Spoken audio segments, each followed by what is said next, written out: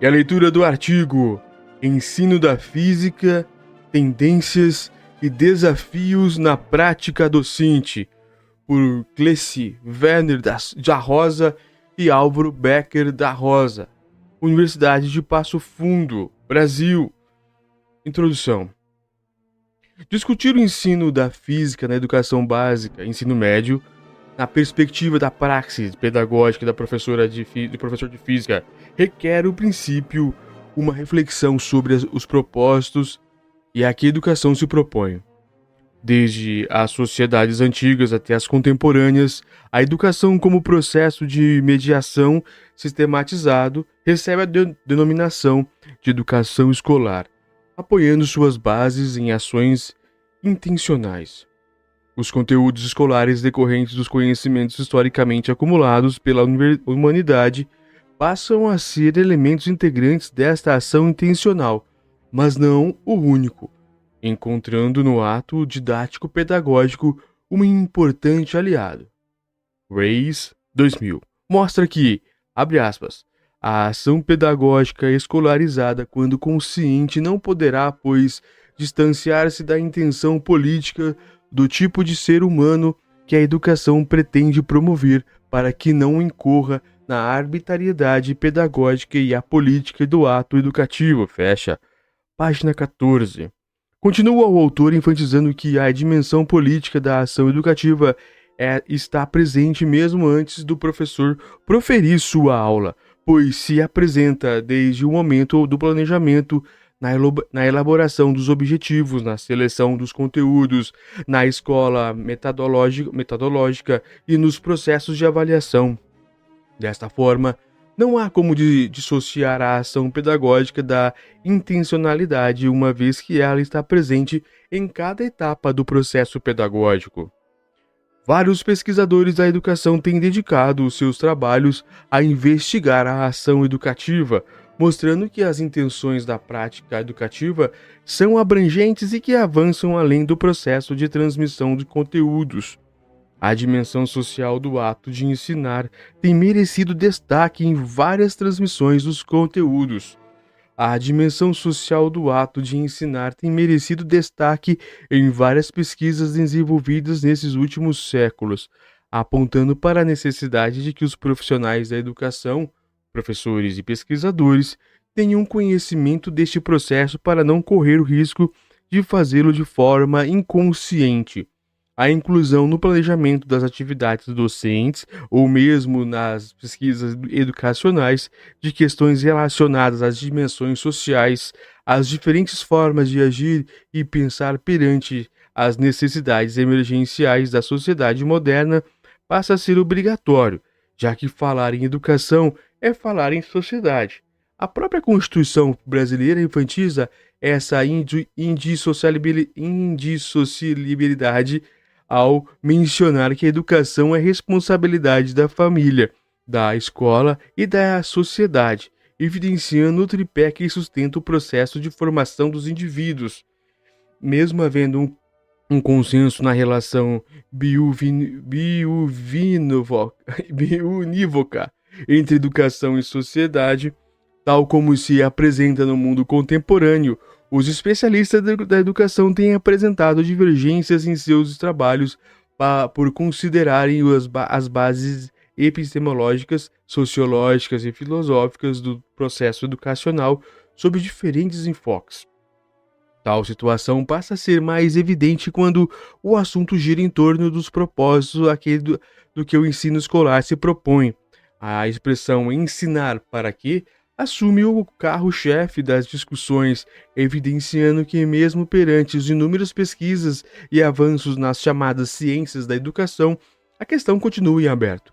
O processo, por mais complexo que possa parecer, é sempre mediado por instrumentos e métodos que associam o ato de ensinar ao de aprender, que, em regra geral, não são decorrências espontâneas, mas sim favorecidos no ambiente escolar. A ação pedagógica requer, acima de tudo, profissionais comprometidos com o que Saviani, 1996, considera saberes que todo educador deve ensinar: o saber atitudinal, relacionado ao domínio da disciplina, pontualidade, organização, entre outros, ou saber crítico contextual referente ao retrato sociocultural da sociedade no qual a tarefa educativa se insere, o saber didático curricular associado ao domínio das formas de organização e realização da atividade educativa e os saberes específicos e pedagógicos, referentes aos conhecimentos específicos que integram cada disciplina curricular e as teorias educacionais relacionadas ao processo ensino-aprendizagem. A percepção crítica das diferentes realidades que estão associadas ao ato de ensinar torna-se fundamental para que o educador, consciente de suas responsabilidades e de sua importância no processo, planeje sua ação pedagógica. A ele cabe associar os princípios da educação enquanto processo fundamental do cultivo da racionalidade através do desenvolvimento do pensamento ao corpo de conhecimentos específicos que compõem cada disciplina escolar. O professor, enquanto centro deste processo, deve tomar consciência dos implicativos e procedimentos que envolvem tanto a organização da sociedade em si, como do próprio sistema educacional. Ensinar para quê? É o tópico. Essa pergunta não aponta para um grande desafio, principalmente nesse novo milênio. Jacques Delors, presidente da Comissão Internacional sobre Educação para o século XXI, defende que a educação tem uma função essencial, o desenvolvimento dos indivíduos e das sociedades, como um dos meios mais importantes, e as políticas educativas são uma estrutura privilegiada de pessoas, de relações entre os indivíduos e entre os grupos e nações. Historicamente, temos consolidado o processo educativo na perspectiva de que Engels, no século XIX, já criticava, e mostrando que a transmissão do conhecimento na escola caminhava na perspectiva de técnicas de produção, restringindo o aprendizado à reprodução destas técnicas. Para Engels, tal situação estaria provocando a alienação desses indivíduos que, por não entrarem em contato com o conhecimento na forma de produção deste conhecimento, apresentavam pouco ou nenhuma chance de participar do seleto grupo que elabora tal conhecimento, limitando-se a seres apenas reprodutores de técnicas. Adorno, em 1967, chama a atenção para os fins a que a educação se propõe, mostrando que a educação não deve ser associada à modelagem de pessoas, nem mesmo reduzir-se a meras transmissões de conteúdo. É preciso que ela atue no sentido de emancipação dos indivíduos através da formação de uma consciência verdadeira. Para o autor, a possibilidade de emancipação dos indivíduos dá-se pela educação, através do conhecimento, mas ao mesmo tempo aponta dois grandes obstáculos. A pressão feita pela sociedade contemporânea, que acaba induzindo um obscuramento no desenvolvimento da conscientização dos indivíduos antes dos acontecimentos sociais e políticos, e a necessidade de que os jovens têm de se adaptarem ao mundo sob o risco de serem excluídos dos grupos sociais. O grande questionamento para Adorno não está na questão de que a educação seria necessária para onde a educação deve conduzir. Adorno, 2003. Ainda sob o ponto de vista da teoria crítica, do qual Adorno é representante, o poder da educação escolarizada na sociedade moderna se apresenta como forma de submissão dos indivíduos e padrões culturais reduzidos a bens de consumo, comportamento, hábitos e consumo e costumes, formando sujeitos dependentes com personalidades fragilizadas e suscetíveis de modismos. O desafio no entender dos frankfurtianos, Escola de Frankfurt, berço da teoria crítica, é a conscientização por parte de todos, mas principalmente dos educadores do poder do dominador e destruidor do conhecimento. A praxis educacional deve estar vinculada à formação humana, social e científica dos sujeitos, de modo que eles possam, abre aspas, equipar-se para se orientar no mundo, fecha, sem entretanto perder suas qualidades pessoais, mas sim vinculando-se às questões sociais. Adorno, 2003. A crença de que a educação escolar é o mecanismo pelo qual os indivíduos promovem sua liberdade, caminho na busca da emancipação, aponta uma dicotomia. De um lado, há os que acreditam na emancipação como aquela vinculada à liberdade, livre de ideologias, permitindo posicionamentos críticos e sujeitos esclarecidos. De outro lado, há os que fundamentam o poder emancipatório dos indivíduos nas bases do poder do conhecimento, vinculando a liberdade do sujeito ao domínio desse conhecimento, seja ele estritamente especializado ou, em termos mais contemporâneos, globalizado. O primeiro já foi mencionado nos parágrafos anteriores e apresenta forte contribuição da teoria crítica. O segundo aspecto vincula-se aos princípios neoliberais da sociedade capitalista moderna. Os autores que defendem a liberdade como decorrente do conhecimento, do papel de que este conhecimento representa no desenvolvimento das nações, principalmente perante os avanços científicos e tecnológicos, apontam para a necessidade de que o processo de ensino escolarizado sofra mudanças e rompa com os modelos tradicionais de ensino. Nesse novo milênio é necessário, no entender destes pesquisadores, que a escola assuma o papel de formadora de um profissional competente e habilitado e que esteja preparado para ser absorvido o mais rápido possível pelo mercado de trabalho.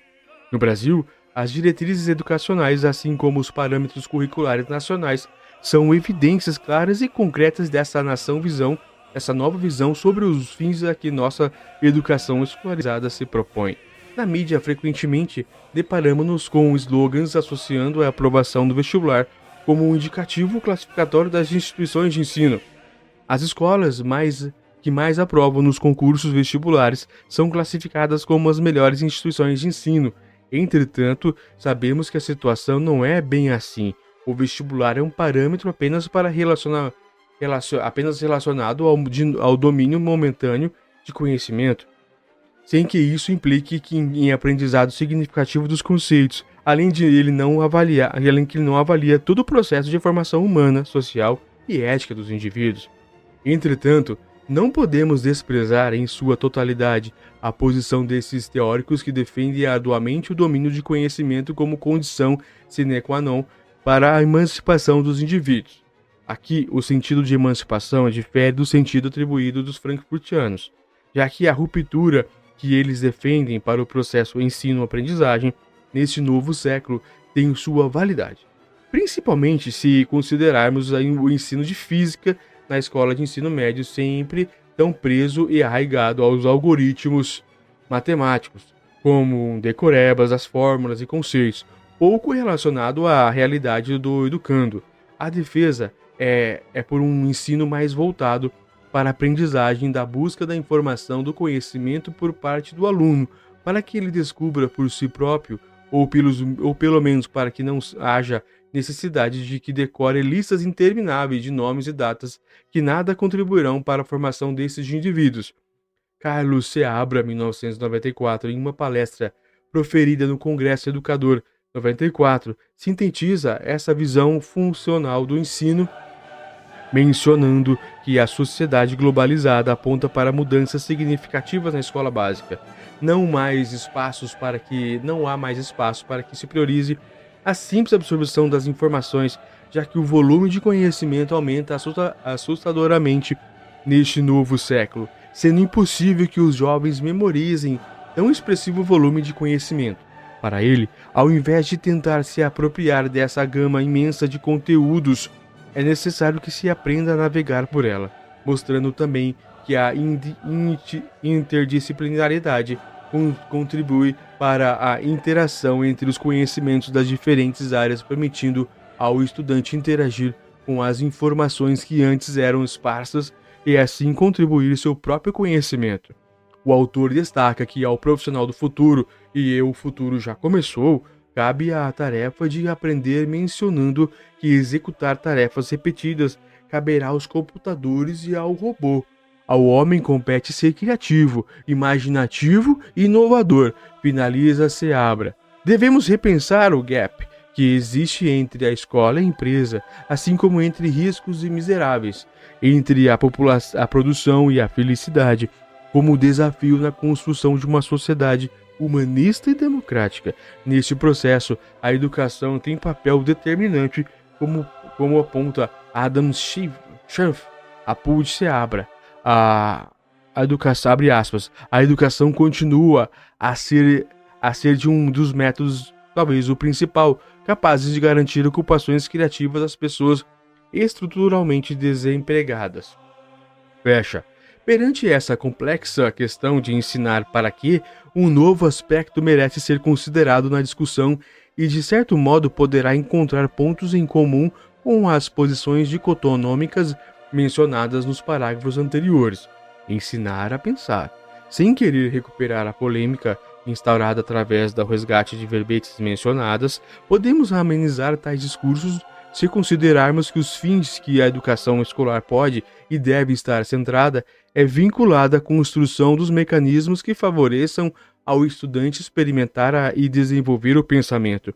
Este pode ser considerado como um elemento fundamental para a emancipação dos indivíduos e um dos propósitos a que o ensino-aprendizagem deve dar prioridade, buscando uma forma verdadeira e correta de pensar.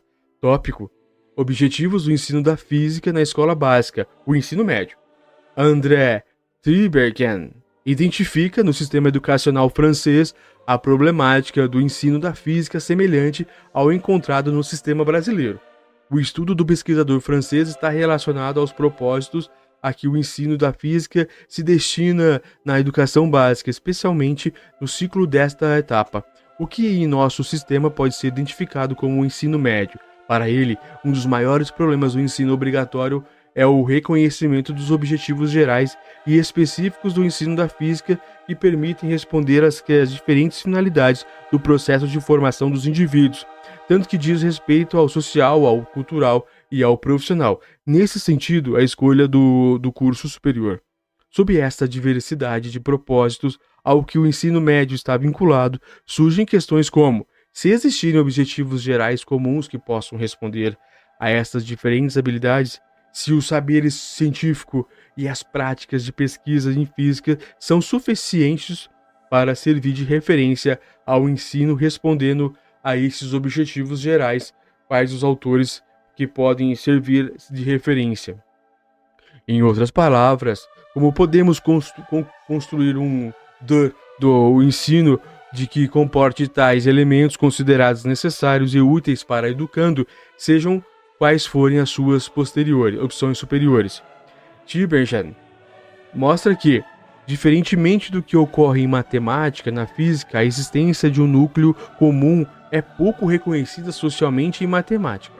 Esse núcleo sofre certas posições quanto ao seu conteúdo, quanto à possibilidade de sua existência a um consenso social. O caso da física é diferente, já que seu ensino na escola básica é recente. Este talvez seja argumento suficiente para justificar a falha de consenso social sobre quais elementos possam servir de referência no momento de compor o ensino dessa disciplina na escola básica. A situação aponta para a necessidade de explicar as finalidades do ensino da física na educação básica, particularmente no ensino médio, já que a seleção dos conteúdos, a metodologia utilizada, o enfoque abordado, entre outros elementos que constituem a ação pedagógica do professor, estão apoiados nessas finalidades e os objetivos que estão estabelecidos por este nível do ensino. Mas, quais seriam esses objetivos? Tibergen, ao tentar responder essa pergunta, mencionou algumas questões que podem guiar nossa análise. Para ele, o objetivo estaria vinculado ao ensino da disciplina como forma de domínio dos seus conceitos e fenômenos. Letra B. A física seria ensinada como um instrumento para outros fins dados explicitamente. Por exemplo, formar cidadãos esclarecidos, conscientes, etc. C. Ou ainda, ensinar física teria por objetivo obter êxito nos exames vestibulares, que são concebidos por criação interna do sistema.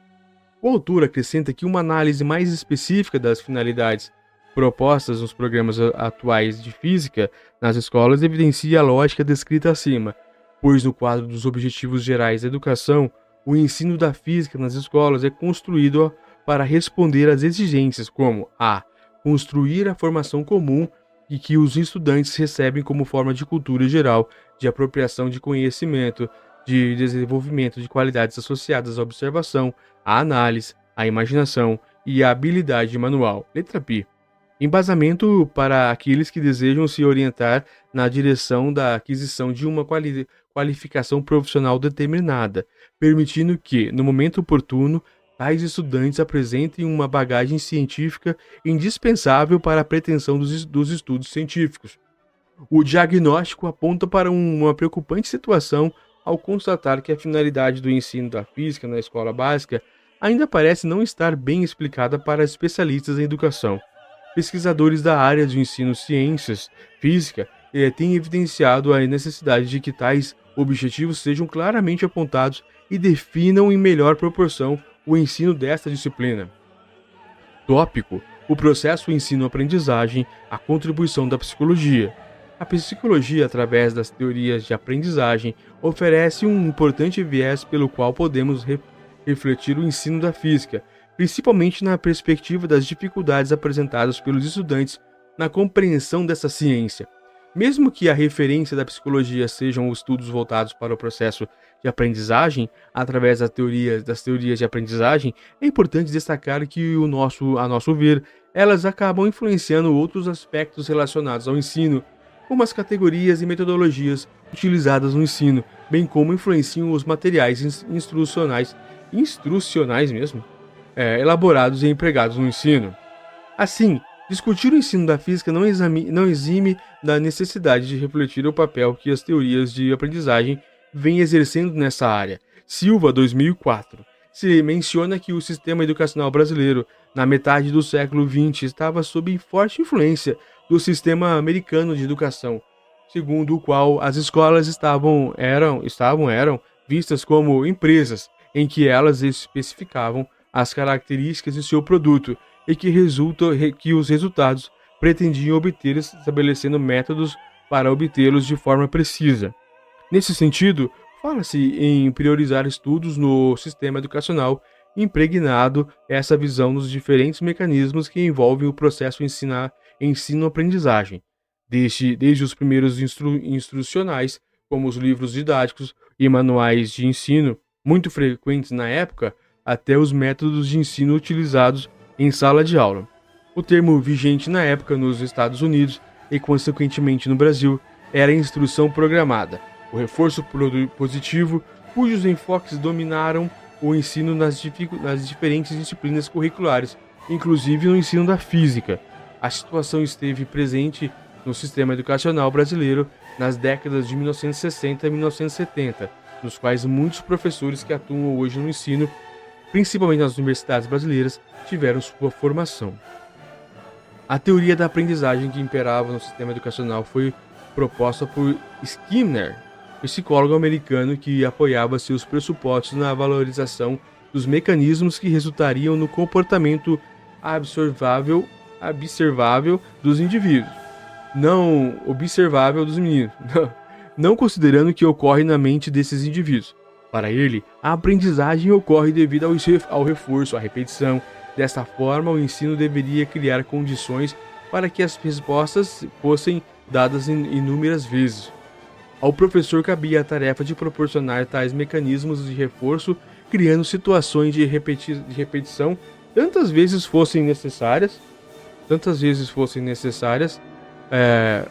na época, pois a metodologia, este enfoque foi usado de forma quase unânime no ensino da física naquela época, pois as estratégias e metodologias utilizadas pelos professores estavam essencialmente condicionadas a criar mecanismos de respostas e repeti-las tantas vezes quanto fossem necessárias. A presença de Skinner ainda é forte no ensino da física, podendo ser identificada nas apostilas de livros didáticos de física que apresentam um modelo de exercício resolvido e a seguir uma lista interminável de outros, favorecendo a aprendizagem por repetição, por esforço. Entretanto, o método skinneriano de ensino e de aprendizagem acabou sendo questionado ainda na década de 70, permitindo que novas teorias de aprendizagem fossem pesquisadas e vinculadas ao ensino da física, principalmente no final desta década, o início dos anos 80. Os principais fundamentos para esses estudos direcionaram-se para a valorização dos processos mentais, relacionando-se à construção do conhecimento, às denominadas teorias de aprendizagem construtivas. no ensino da física começam a aparecer trabalhos vinculados às teorias de Jean Piaget, David Assubel e Lev Vygotsky, entre outros, como forma de propor alternativas para o processo ensino-aprendizagem. Esse novo enfoque no campo da psicologia permanece presente ainda hoje, sofrendo pequenas variações, mas sempre tendo como referência o processo de construção de conhecimento. A aprendizagem dentro desse enfoque centra-se no educando na sua capacidade de ler e interpretar o mundo, ultrapassando a ênfase dada pelos behavioristas como Skinner, segundo o qual a importância estaria na capacidade do aluno para dar respostas. Entretanto, essa alternativa apontando elementos diferentes para o processo ensino-aprendizagem da física. Nesse sentido, os autores passaram a ser estudados e associados ao ensino dessa ciência sob diferentes enfoques, tendo sempre como elemento central a capacidade do aluno de aprender a aprender, de construir seu próprio conhecimento. As construções de Jean Piaget no ensino ocorreram de diferentes formas, dentre as quais é necessário destacar a influência de seu pensamento na elaboração e organização curricular do sistema educacional brasileiro, cujo referencial passou a ser os períodos de desenvolvimento mental, a presença dos estudos piagetianos na estrutura do ensino brasileiro, remeteu o ensino da física a séries mais avançadas, pois, de acordo com Piaget, essa ciência necessitava do pensamento formal, etapa presente nos estudantes a partir dos 12 anos de idade, aproximadamente. Assim, a física passou a integrar os trabalhos de Piaget. Antes seria difícil que os alunos estivessem em condições de construir e elaborar os conceitos relacionados à física. Fortemente imbuídas desse pensamento piagetiano, Camus e de Vries, 1985, apontam a inviabilidade do ensino de ensinar conceitos científicos de física na etapa inicial da escolarização, pois a criança nessa idade não estaria em condições de compreender tais conhecimentos, pelo menos não da mesma maneira que o adulto, cujo pensamento formal já estaria desenvolvido. Nas palavras das autoras, abre aspas, a educação científica basicamente descarrega sobre as crianças o conteúdo organizado do adulto. Outras teorias de aprendizagem aparecem neste período sempre buscando favorecer o processo de aprendizagem dos estudantes, direcionando o foco de suas pesquisas para os processos que permitam aos estudantes se apropriarem do conhecimento. Assubel e Novak são outros autores que merecem ser destacados nessa retrospectiva histórica, pois representam importantes referenciais para o processo ensino-aprendizagem da física. Os fundamentos das teorias propostas pelos autores, principalmente por Assubel, apresentam a associação da aprendizagem ao significado de organização e da integração do material na estrutura cognitiva do aprendiz. Para Assubel, o fator isolado que mais influencia a aprendizagem é aquilo que o aluno já sabe, cabendo ao professor identificá-lo e ensinar de acordo com Moreira, 99. O conceito central desta teoria é a aprendizagem significativa, conforme menciona Moreira. Trata-se de, abre aspas, um processo por meio do qual as novas informações relacionam-se com um aspecto especificamente relevante da estrutura do conhecimento do indivíduo, ou seja, este processo envolve a interação da nova informação com uma estrutura de conhecimento específica, a qual Assubel define como conceito subsunsor ou simplesmente subsunsor. Existe na estrutura cognitiva do indivíduo. 1999, página 153. No ensino da física, Assubel é citado como referência, já que muitos dos exemplos expostos pelo autor nas suas obras estavam frequentemente vinculados ao processo de aprendizagem dos conteúdos da física. Essa identificação de Assubel para a aprendizagem dos conceitos e fenômenos da física levou vários pesquisadores desta área de ensino a considerarem a teoria assubeliana nos seus estudos. Moreira, por exemplo, apoiou suas pesquisas na aprendizagem significativa, ideia decorrente da teoria assubeliana, possibilitando uma importante reflexão do ensino da física no Brasil nos últimos anos. O pesquisador, através de seus estudos e publicações, delineou uma nova perspectiva para o ensino da física, tendo como referência a aprendizagem significativa, segundo a qual há necessidade de se considerar a existência de informações na estrutura cognitiva do aprendiz para que as novas informações sejam apoiadas nessas estruturas. Moreira, 1999, ilustra a situação mencionando que os conceitos do campo da física, do campo e força, por exemplo, já existem na estrutura cognitiva do aluno e que deverão servir de âncora subsunsores para as discussões sobre os conceitos de força e campo nas suas diferentes variações.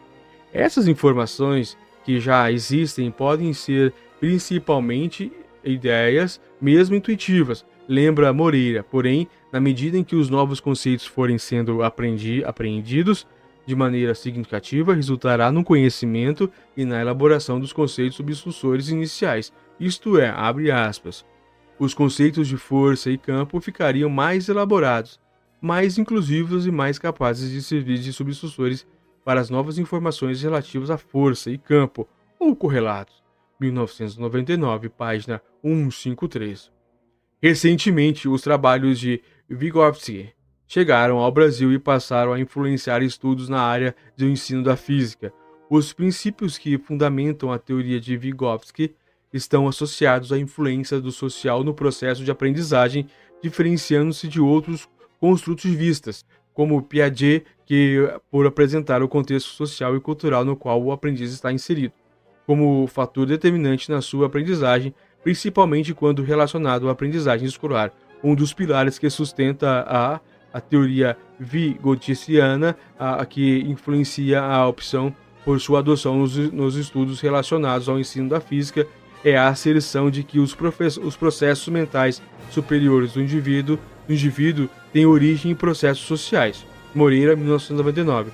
Como decorrência desta visão, o processo de formação de conceitos, fundamental para a aprendizagem escolar, sobre influência direta do meio social e cultural no qual o indivíduo está inserido. Nesse sentido, os conhecimentos prévios que os alunos trazem para a escola são elementos primordiais para a discussão e posterior apropriação pelos educandos dos conhecimentos científicos próprios do ambiente escolar. Faz-se necessário acrescentar que a teoria de Vygotsky mostra uma aproximação com as teorias críticas de educação, apresentando suas raízes no marxismo, considerando o novo dimensionamento que vem sendo dado ao ensino nesses últimos anos, o qual aponta para a necessidade de que o conhecimento desenvolvido em ambiente escolar avance mais no sentido de proporcionar uma formação crítica e humana dos indivíduos.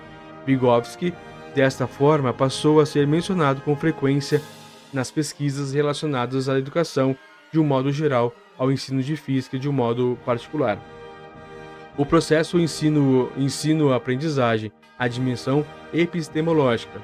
Do ponto de vista da construção do conhecimento científico, a história da ciência tem mostrado que o ensino da física sofre mudanças significativas no seu percurso, dependendo das bases nas quais os pesquisadores buscam seus fundamentos, a reflexão sobre o processo de produção das teorias científicas. Requer primeiramente discutir o que entende por ciência. De acordo com Aurélio Ferreira, 1988, ciência é o conhecimento, conjunto organizado de conhecimentos relativos a um determinado objeto, especialmente obtidos mediante a observação, experiência dos fatos e um método próprio, somados conhecimentos humanos considerados em conjunto. Na perspectiva de Ernest Cassirer, ciência é a criação humana, aspectos da humanidade do homem. Entretanto, não se trata de definir ciências, mas de compreender sua constituição e sua operacionalização. Nesse aspecto, discute-se o processo de aprendizagem de conhecimento científico de modo a evidenciá-lo como uma atividade humana e historicamente contextualizada a que se refere Presenter, o processo ensino-aprendizagem. Ao longo da história, percebe-se correntes de pensamentos diferentes, concorrendo na busca por validar esses conhecimentos científicos, entre as quais duas têm se destacado, o empirismo e o racionalismo. Tais correntes filosóficas têm liderado o rol de ensaios produzidos nos últimos anos no que se concerne ao ensino da física. Alguns pesquisadores têm procurado fundamentar seus trabalhos em pressupostos relacionados à produção do conhecimento, justificando que as estratégias de ensino, a metodologia utilizada na ação pedagógica identifica-se com questões epistemológicas associadas às concepções que o professor tem da ciência. Assim, ensinar ciência física a partir de pressupostos das ciências na evolução do pensamento humano. O empirismo, enquanto concepção epistemológica, pressupõe que a origem do conhecimento é uma experiência sensível.